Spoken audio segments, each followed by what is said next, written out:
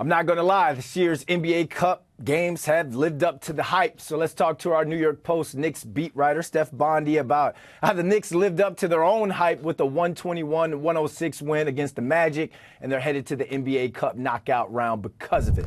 What's going on, Steph? My man, if someone was to tell me that the Knicks were going to shoot the league's best defense and probably the hottest team in the NBA out of the gym, I would have called cap. So did you see that coming? I got to get your takeaways from the game.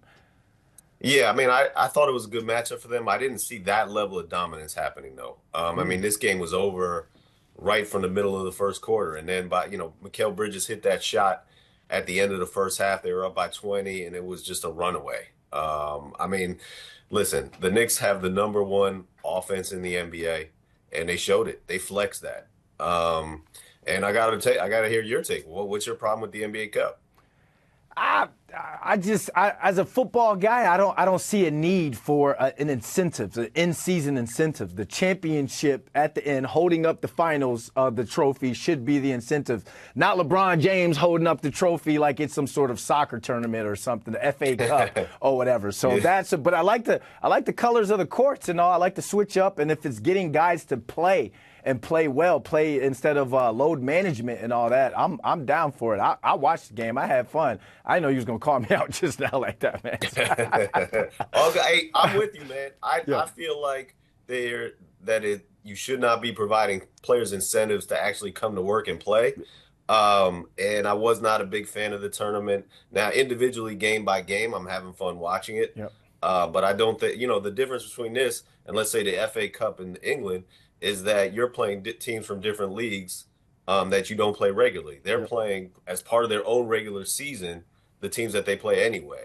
So it's fun for now, but but consider this: the team that won the NBA Cup last season, the Lakers, they ended up firing their coach, so it can't mean that much. Okay. And plus, I saw your article where you spoke about the Cup prize, and Jalen Brunson was talking about how that $500K for a two-way player or a guy that doesn't get that much playing time. That's an incentive right there to get your guys some extra cash in their pocket. So I like how Jalen Brunson kind of talked about that. Let's go back to that win. Is it safe to say that this was the Knicks' most complete, I guess, win or performance of the season? Like, you think fans walked out of the Garden thinking that they can beat the Celtics or the Cavs when it counts in 7? Well, I mean, it's either this game or the Nuggets game. It's one of the two. Those have been their two best games of the season, and I don't know where I'd rank them. But yeah, I mean, if you watch that game and you were at the Garden, you can think the Knicks can beat anybody because they boat raced the Magic. I mean, it wasn't close. Mm-hmm. And then you talk about this offense that from game to game it's been different, and I think still have problems with switching defenses. Teams that switch 1 through 5, teams that have a Dylan Brooks that can switch on to karl-Anthony Towns and give him problems and still guard Jalen Brunson. They're going to have problems with those teams. But if they get the right matchup, I mean, you can see nights like this.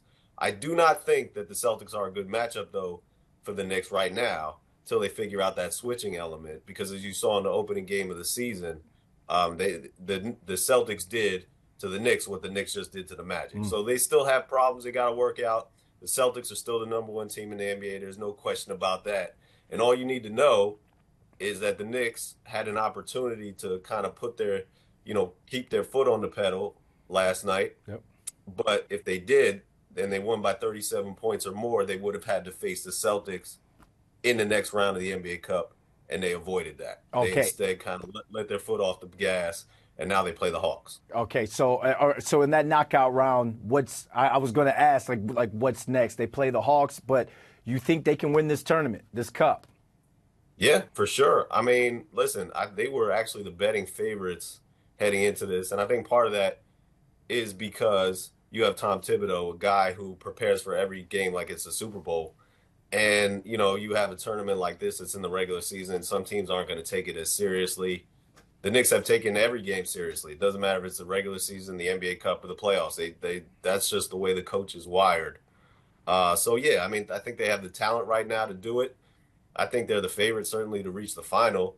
If you look at the 4 teams that are remaining in the East. So, Yeah, I think they have a good shot to raise. Now it's not going to be a banner. I forget what it is that they raise, but it's not going to be a banner. But it's been a while since they've raised anything at the Garden, so it would be cool to see something. That and the $515,000 of prize money per player. That's you raising ones in the club after that one, Steph. Well, Josh Hart said he's going to buy a watch and a car. So there you go. That's the kind of money he's talking about. There we go. I don't know what kind of watch costs $500,000. I'm not in that tax bracket. Me neither, my man. Hey, thanks for jumping on with us. All right, man.